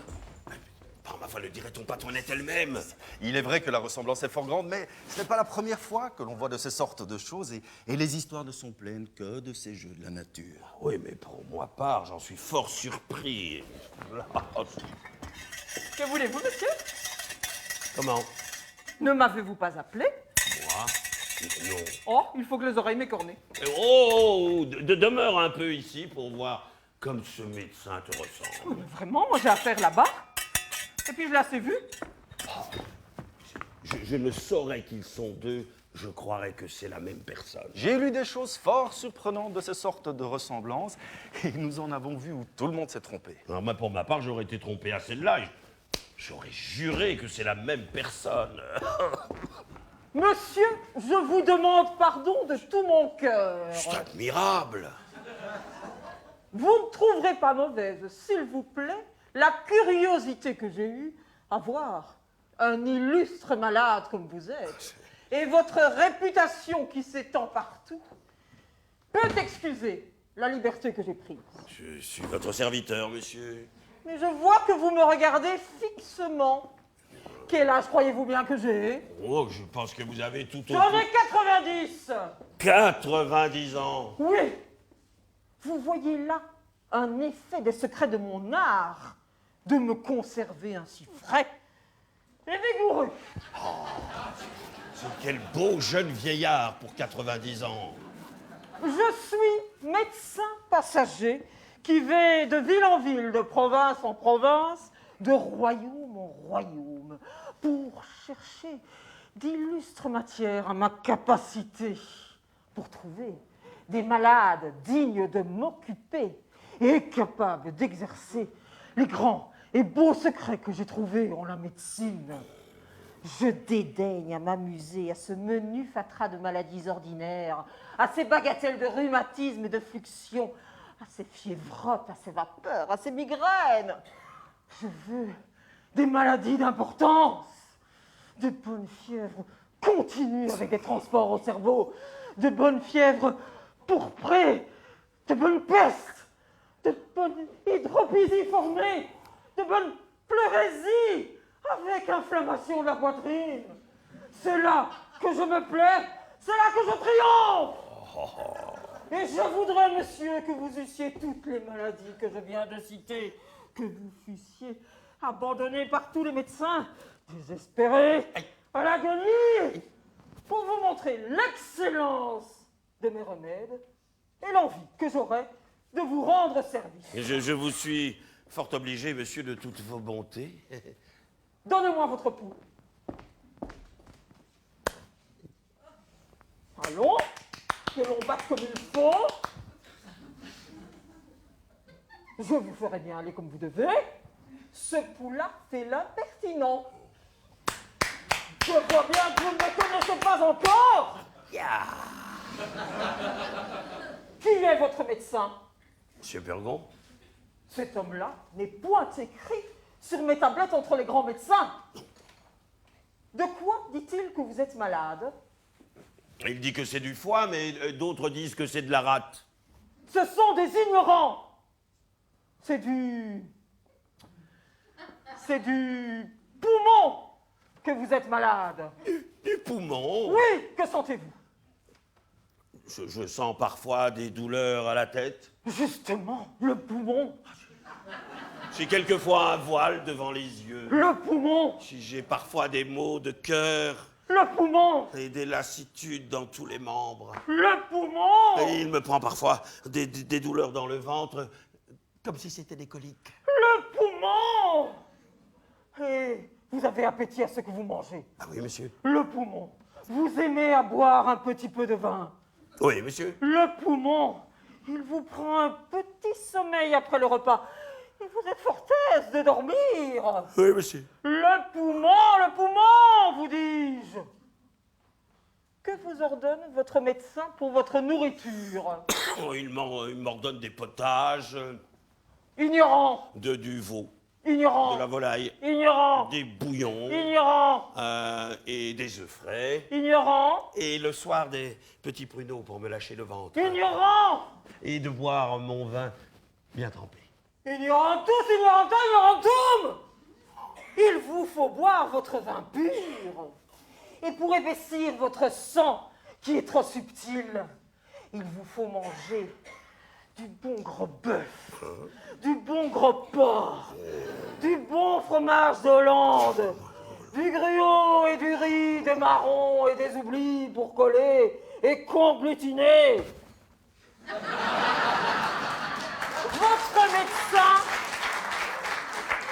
Votre médecin est une bête.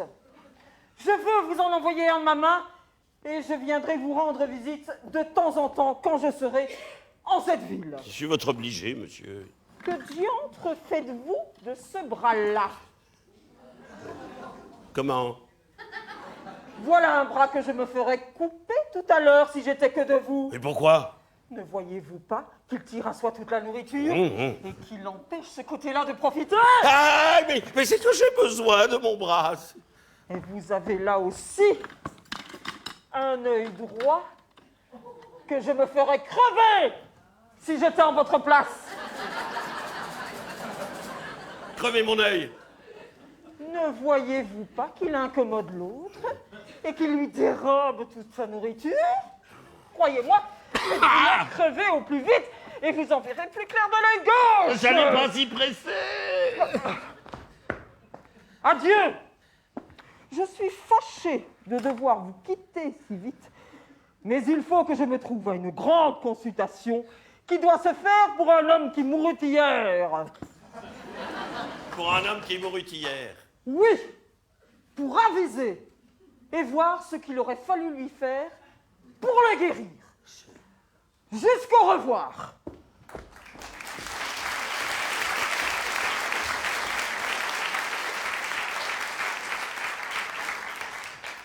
Voilà un médecin, ma foi, fort habile. Oui, mais qui va un peu bien vite. Oh, tous les grands médecins sont comme cela. Donc, oui, me couper un bras et me crever un œil afin que l'autre se porte mieux. Je préfère qu'il ne se porte pas si bien.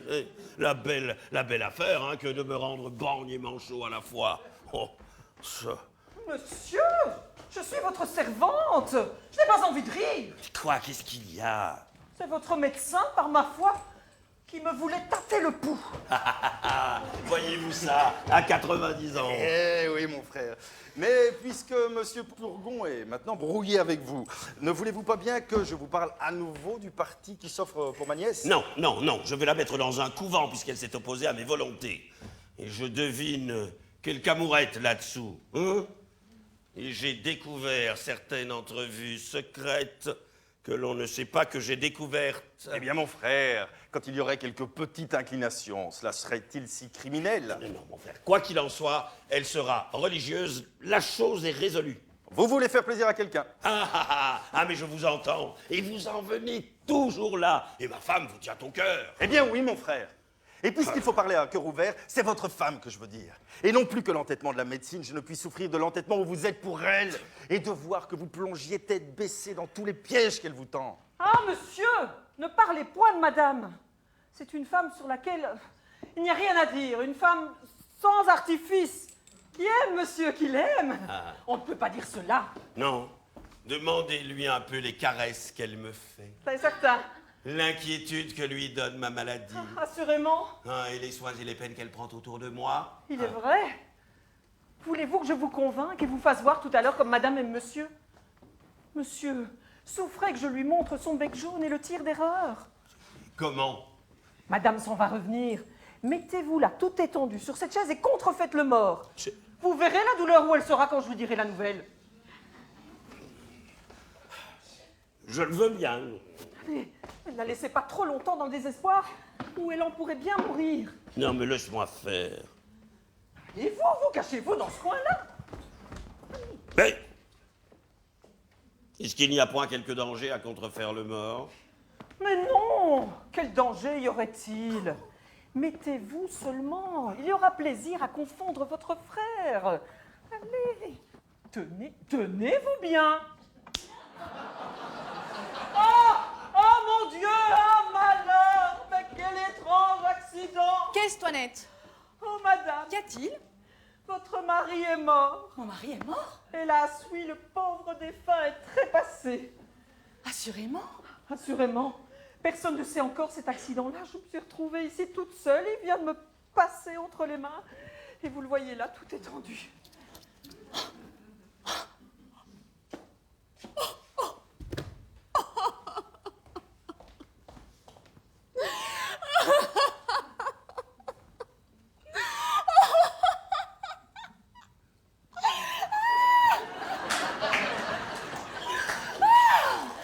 Le ciel en soit loué. Me voilà délivrée d'un grand fardeau. Et que t'es sotte, Toinette, de t'infliger de cette mort? Je pensais, madame, qu'il fallut pleurer. Oh, va, ça n'en vaut pas la peine. Quelle perte est-ce donc que la sienne? Et de quoi servait-il sur la terre? Un homme incommode à tout le monde, malpropre, dégoûtant, toujours une médecine ou un lavement dans le ventre, mouchant, toussant, crachant sans cesse, et sans esprit, ennuyeux, de mauvaise humeur, fatiguant sans cesse les gens et grondant jour et nuit, servant de ses valets. Voilà une belle oraison funèbre. Il faut, Toinette, que tu m'aides à exécuter mon dessein. Et tu peux croire, comme servant, ta récompense est sûre. Puisque par bonheur, personne n'est encore averti de la chose, portons-le dans son lit et tenons cette mort cachée jusqu'à ce que j'ai fait mon affaire. Il y a des papiers, il y a de l'argent dont je veux me saisir. Il ne serait pas juste que j'ai passé auprès de lui sans fruit mes plus belles années. Viens, Toinette, prenons auparavant toutes ces clés. Doucement.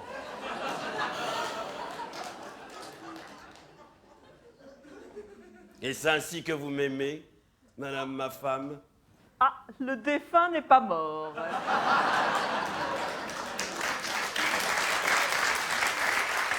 Je suis bien aise de voir toute l'amitié que vous me portez et d'avoir entendu le beau panégyrique que vous avez fait de moi. Voilà un avis au lecteur qui me rendra sage à l'avenir et qui m'empêchera de faire bien des choses.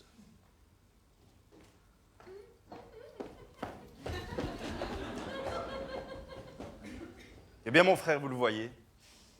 Par ma foi, monsieur, je n'aurais jamais cru cela. Mais j'entends votre fille qui arrive. Remettez-vous comme vous étiez et voyons de quelle manière elle recevra votre mort.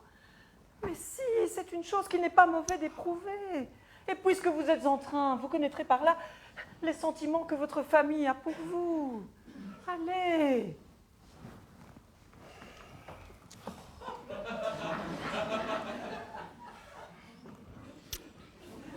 Oh! Oh ciel! Fâcheuse aventure, malheureuse journée! Mais qu'as-tu, Toinette? Et de quoi pleures-tu? Hélas, j'ai de tristes nouvelles à vous annoncer. Et quoi? Votre père est mort. Mon père est mort, Toinette? Hélas, oui. Il est mort tout à l'heure d'une faiblesse qui lui a pris. Oh ciel.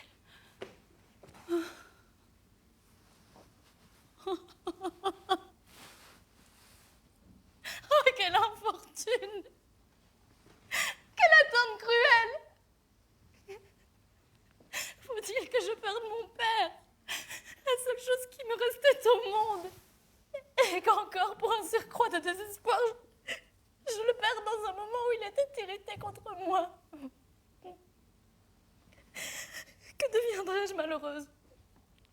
Et quelle consolation trouver après une si grande perte? Qu'avez-vous donc, belle Angélique? Et quel malheur pleurez-vous? Hélas, je pleure la mort de mon père. Ciel, un accident? Je venais me présenter à lui et tâcher par mes prières et par mes respects de disposer son cœur à vous accorder à mes vœux. Cléante, ne parlons plus de rien. Laissons là toutes les pensées du mariage. Après la perte de mon père, je ne veux plus être du monde. J'y renonce pour jamais. Oui, mon père, si j'ai renoncé tantôt à vos volontés, je veux suivre du moins une de vos intentions et réparer par là le chagrin que je m'accuse de vous avoir donné. Souffrez qu'ici, je vous en donne ma parole et que je vous embrasse pour vous témoigner mon ressentiment.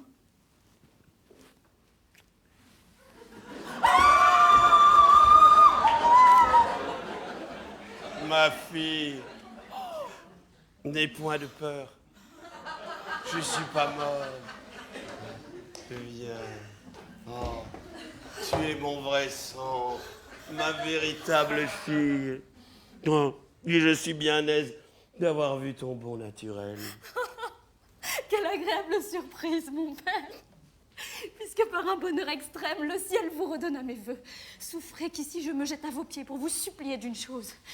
Si vous n'êtes pas favorable au penchant de mon cœur, si vous me refusez Cléante pour époux, je vous conjure au moins de ne me point forcer à en épouser un autre. C'est toute la grâce que je vous demande. Et monsieur, laissez-vous toucher à ses prières et aux miennes, et ne vous montrez point contraire aux mutuels empressements d'une si belle inclination. Eh bien, mon frère, pouvez-vous tenir la contre? Monsieur, serez-vous insensible à tant d'amour?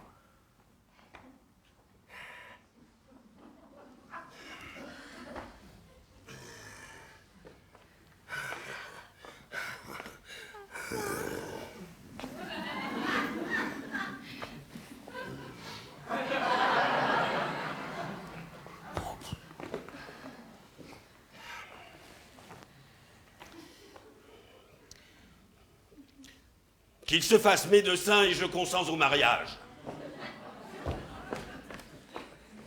Oui, faites-vous médecin et je vous donne ma fille.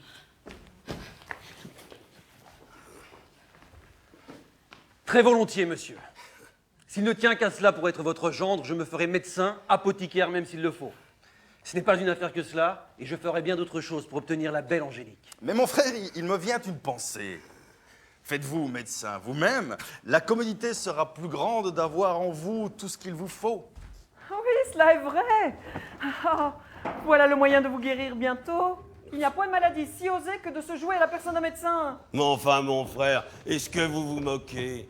Suis-je encore en âge d'étudier? Bon, étudiez, mais vous êtes suffisamment savant et beaucoup parmi eux ne sont pas plus habiles que vous. Mais il faut savoir bien parler latin, connaître toutes les maladies et les remèdes qu'il y faut faire. En recevant le bonnet et la robe de médecin, vous l'apprendrez.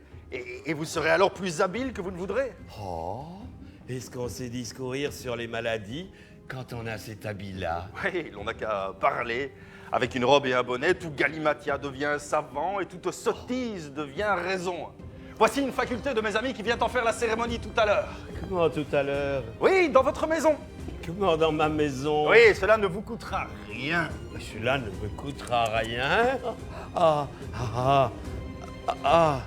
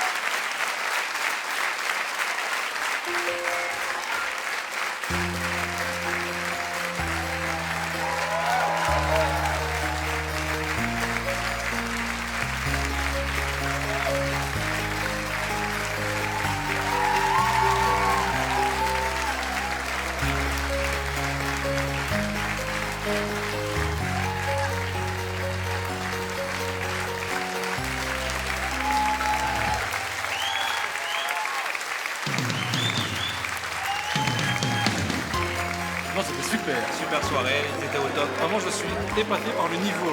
T'entendais pas ce que ce soit si drôle que ça, hein? Pour être franc, c'est la première fois que je vois le malade imaginaire. Bon, voilà. Et écoutez, je fais partie de la même famille. Très très belle découverte. Quand on m'a dit qu'ils allaient faire le malade imaginaire, je me suis dit, ah ouais.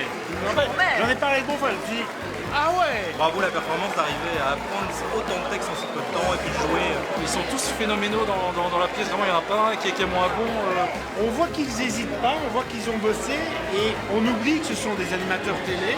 On voit des comédiens. Puis le maire est extraordinaire. Hein. Qu'est-ce que vous en avez pensé de Véronique comme ça sur les... J'ai trouvé qu'elle était formidable. Elle a vraiment un don, un talent de comédienne. Et alors le frérot, une fois J'ai adoré, en plus il a choisi le rôle qui lui convenait. J'étais vraiment fier de lui. Et votre personnage préféré parmi tous les personnages? Ah bah évidemment, Ils sont tous excellents. le bigleux, hein. Eh ben, Paris réussit. Vraiment, je me réjouis de pouvoir les féliciter de vive voix parce que on a passé une belle soirée, vraiment.